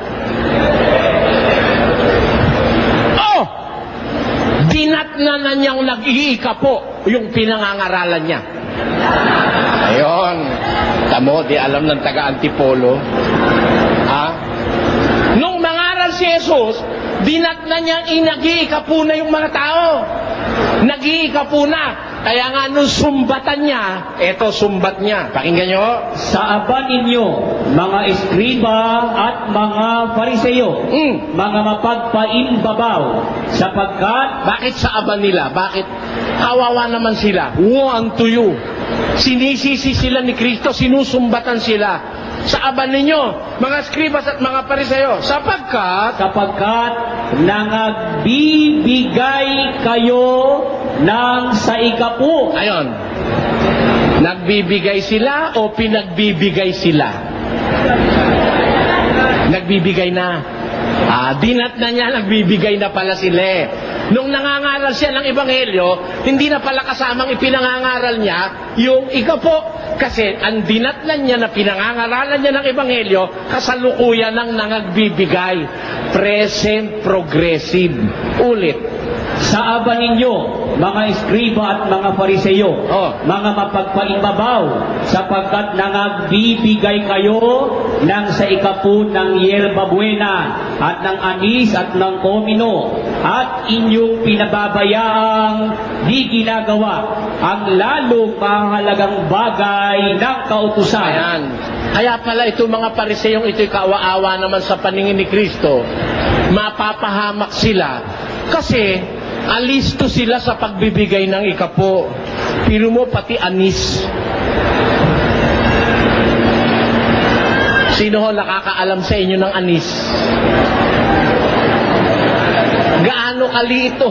Gaano ho kaliit ang anis? Yung komino, yung yerba buena, mga damo ho yun, mga damong mababango, mga spices, parang ganon. Parang walang kakwenta-kwenta itong mga bagay na ito. Pero pati ito, iniikapuan ng mga eskriba at fariseo. Pinakamaliliit na bagay, iniikapuan nila. Pero, pinababayaan ninyo yung lalong malalaki o mahalagang bagay ng kautusan. Nakita nyo? Ganon si Blanco eh. Matindi sila sa ikapu. Yung kasama niya mga born again, doon matitindi, mga pastor. Malakas kasing pagkakwartahan yan eh. Yung mga kasama niya. Ganun sila eh. Matinding pagkakwartahan yan eh. Pero nagbibigay kayo ng ikapo, nagbibigay na ba o hindi pa? Kung dinat na nga ni Kristo, nagbibigay na eh. Pero pinababayaan ninyo ang lalong mahalagang bagay ng kautusan. Alin yun? Na diliibat ang katarungan at ang pagkahabag Ano pa? at ang pananampalataya. Ayan. Meron palang mas mahalagang bagay ang kautusan kaysa sa ikapo. Yung kautusan dinatnan ni Kristong ginagawa ng mga eskriba at pariseo, bagaman aktibo sila sa ikapo, pinababayaan naman nila yung lalong mahalagang bagay ng kautusan. Sa makatibagay ang pananampalataya, ang katarungan at ang pagkahabag na dapat sana ninyong gawin ang mga ito. alin ang gagawin? Alin ang gagawin? Dapat sana ninyong gawin. Alin ang gagawin? Hindi yung hindi pa nila ginagawa. Amen? Aba, ikapuraw yun.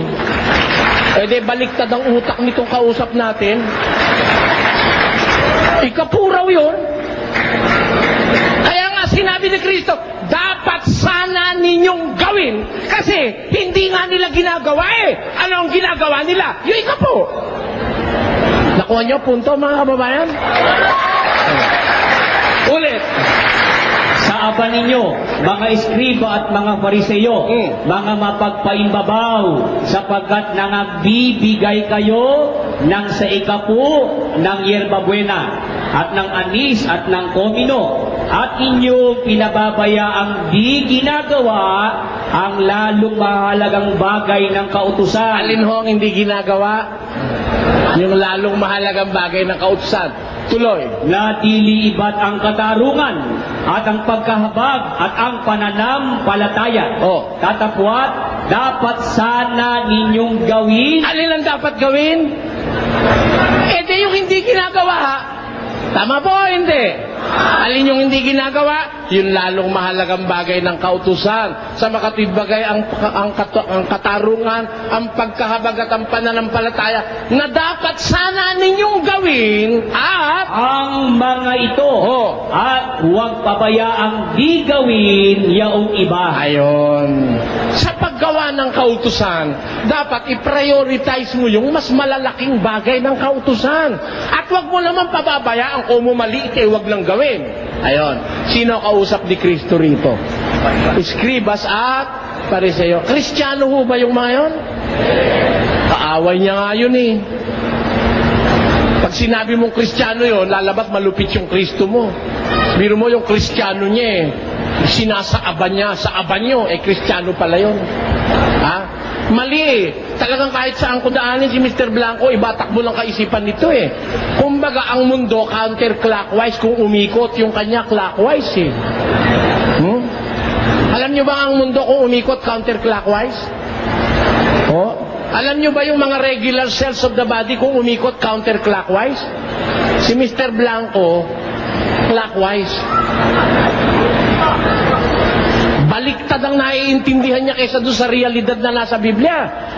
Kaya, itong kausap dito, hindi mga Kristiyano, sinusumbatan nga ni Kristo eh. Ngayon, punta tayo doon sa Kristiyano. Sabi niya, si Judas daw, Kristiyano, pero hindi born again. Natatandaan niyo ba, no? Ba't ka ako sinabi mong hindi born again? Mababasa ba sa Biblia? Wala naman siyang mabasa. Ba't niya sinabing hindi born again? Kasi raw si Judas, puspos ng demonyo. Ayan. Mga kapatid, alam niyo ho ba yung salitang puspos ng demonyo? Ano yung puspos? Antipolo, Tagalog kayo, ha? Alam niyo yan. Ano yung puspos? Punong-puno, di ba? Punong-puno, apaw-apaw, puspos. Ayan. Tanungin natin kung si Judas, ayon sa Biblia, ay hindi na born again dahil puspos ng demonyo. Pakinggan nyo sa isang talata ni Juan, ganito ang ating mababasa.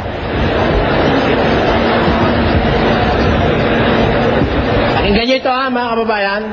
Sa Kapitulo 13 ito. Ng Juan. Sige. Sumagot nga si Jesus, yaong aking ipagsawsaw at bigyan ng tinapay. Oy, bago siya mamatay, nagkaroon ho sila ng banal na hapunan bago siya mamatay. Nagtatanong ang mga apostol, nung kumakain na sila, sabi niya, ang isa sa inyo, pagkakanulo ako. Nagtanungan, Panginoon, sino yun? Sino yun? Tanungan sila ng tanungan sa lamesa. Ano sagot ni Jesus? Sumagot nga si Jesus, yaong aking ipagsawsaw at bigyan ng tinapay ay siya nga. Ano ngayon na nangyari? Kaya't nang maisawsaw niya ang tinapay, ay kinuha niya at ibinigay niya kay Judas na anak ni Simon Iscariote. Anong maibigay yung tinapay? Ano nangyari? At pagkatapos na maisubo, si Satanas nga ay pumasok sa kanya. Kailan ho pumasok si Satanas kay Judas? Kailan ho?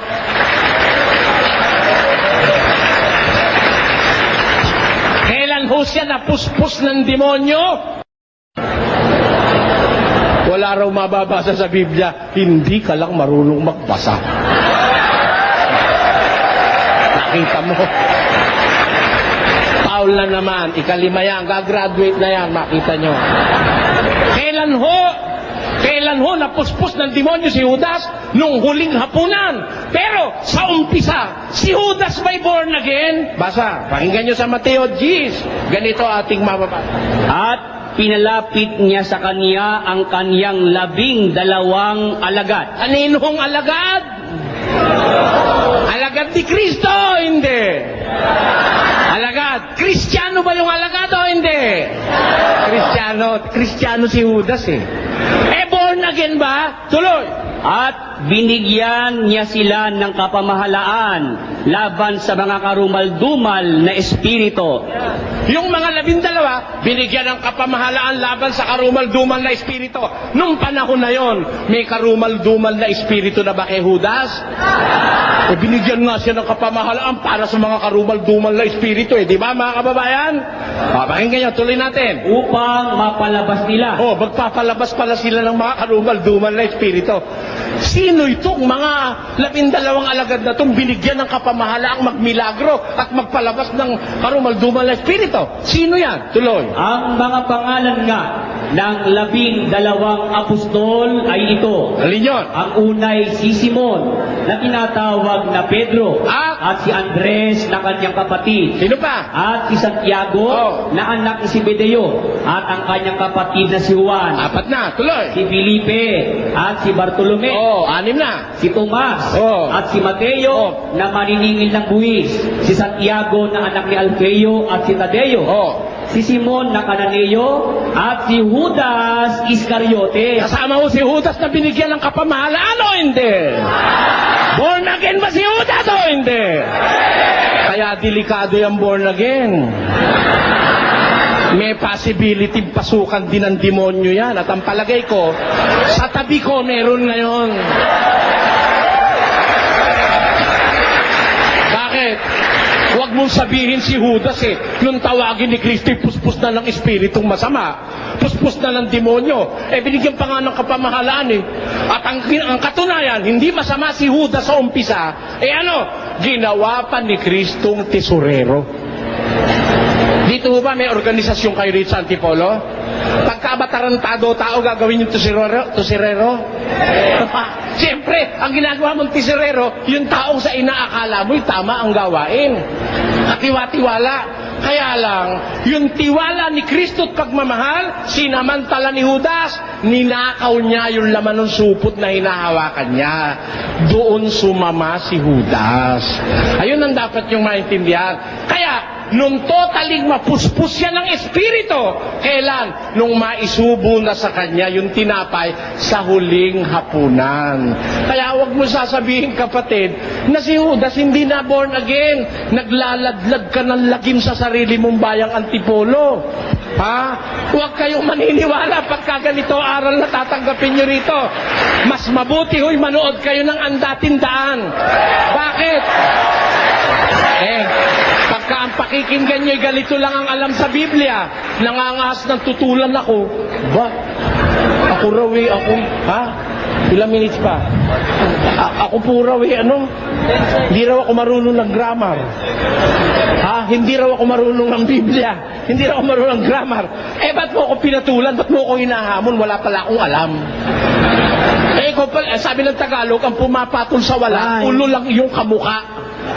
Hindi ba yun ang sabi ng Tagalog? Time na raw time na raw. Salamat po.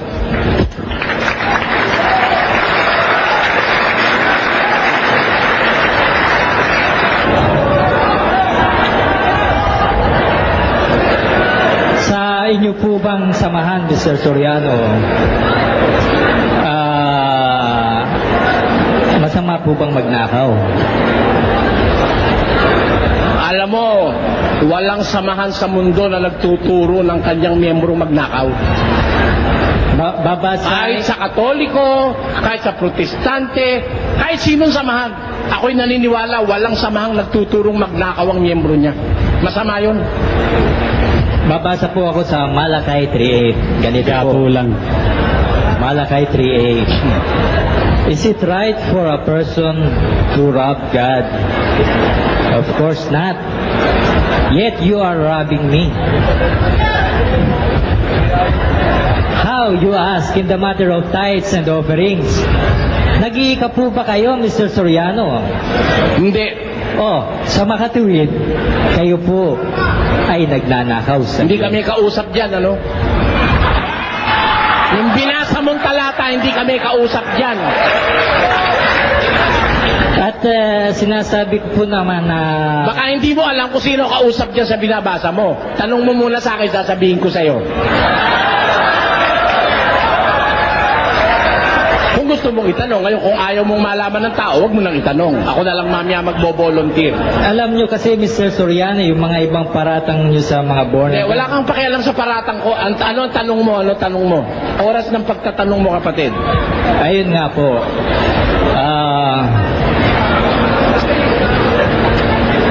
Ang sabi po nyo, wala kaming grammar. Wala akong sinabi na wala kang grammar. Ikaw ang nagsabi na hindi ako marunong ng grammar, ano? Hindi po. Sinasagot ko lang. Ayun ang lagi nyo sinasabi sa aming mga born again. Wala kami... Huwag mong sasabihin yung hindi ko sinabi rito. Walang pakialam ang mga tao doon sa hindi nila narinig. Ang pinag-uusapan natin, huwag kang lalabas ngayon, mali yun. Yung sinabi rito, yun ang pag-usapan natin. Sa makatuwid, Mr. Soriano, iwan na po natin yan. Aling iiwan? May iwan ko sa'yo. I am under cross. Kahit ano itanong mo sa akin, sasagot ako sa'yo eh. Kung bahala ka, kung gusto mong iwan. Kung gusto mo, iwan mo na naman ako. Pwede rin eh.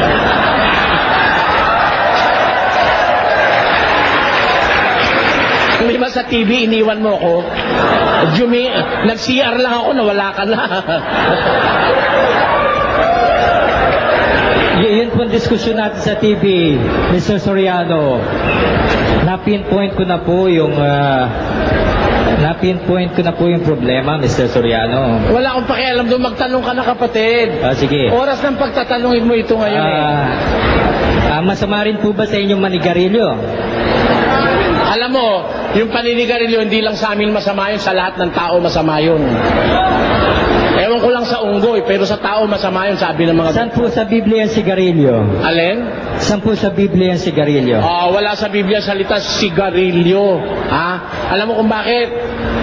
Wala sa Biblia yung salita sigarilyo. Kasi hindi pa naiimbento sigarilyo nung isulat ang Biblia. Pero may tabako na noon. Parang ganito.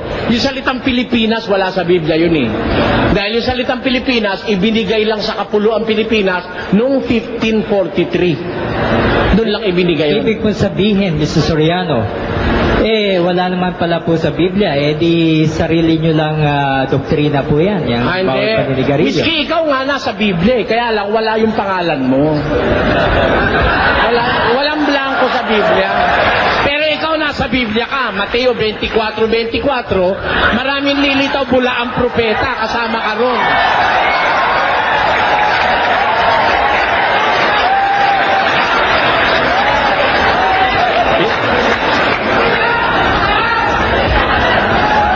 Ang totoo po niya, mga kababayan, ang pinuno po ni Ginoong Soriano ay naninigarilyo. Yung pinuno niya, yung Tingnan mo, pinuno niya. maninirang puri ka pa. Naninigarilyo. 16 na taon na akong tumigil sa sigarilyo tapos pinaninira mo pa sa akin. At yung... Alam mo, nung araw, nagsusugal din ako, no? Nagna-nightclub din ako nung araw, ano? Oh. Oh, kailangan pa ba ako siraan sa tao? Pero, nung makilala ko yung aral ni Kristo, tinigilan ko. Ewan ko kung ikaw nagbabanal-banalang ka.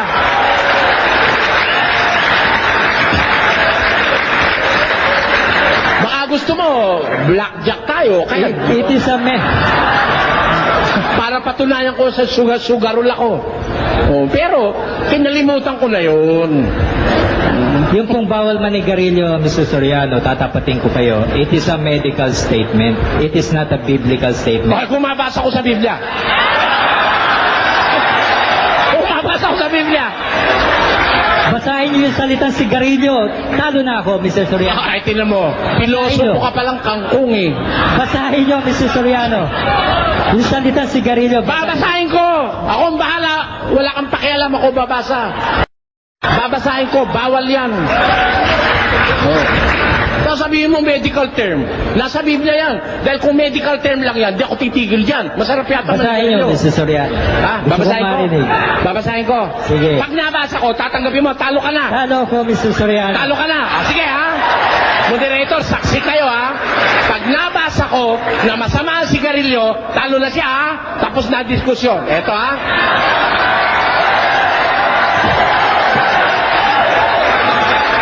Tandaan nyo ang talata. Galacia 5:19. Patuloy. Eto po, basa. At hayag ang gawa ng laman sa makatwiday ang mga ito. Tungkol sa mga bagay na ito, pinagpapauna kong ipaalaala sa inyo na ang nagsisigawan ng gayong mga bagay hindi magmamana ng kaharian ng Diyos. Ito, alam nitong gawa ng laman na hindi magmamana ng kaharian ng Diyos. Ito, pakikiapid, karumihan. Hindi mo ba sigarilyo nakakapagparumi o nakakapagpalinis? Basahin niyo yung sigarilyo, Sandali, Mr. teka muna. Soriano. Wag mo ako interrupt. Karumihan. Kalibugan. Pagsamba sa Diyos-Diyusan. Pangkukulam. Mga pagtataniman. Mga pagtatalo. Mga paninibugho. Mga pagkakaalitan. Mga pagkakampi-kampi. Mga pagkakabahabahagi. Mga hidwang pananampalataya. Mga kapanaghilian. Mga paglalasing. Mga kalayawan. At ang mga katulad nito.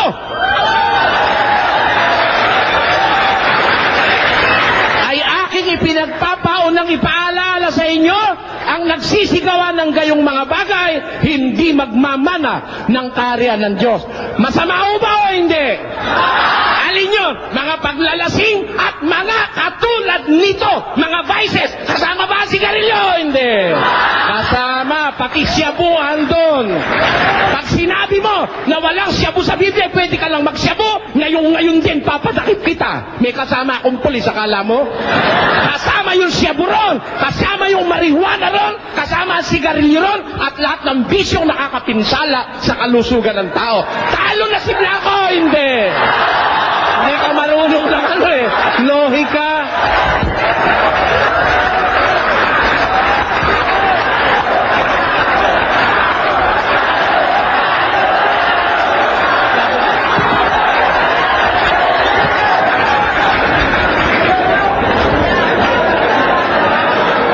Paninigarilyo, panalo na si Mr. Soriano. Wala po yung sigarilyo doon, Mr. Soriano.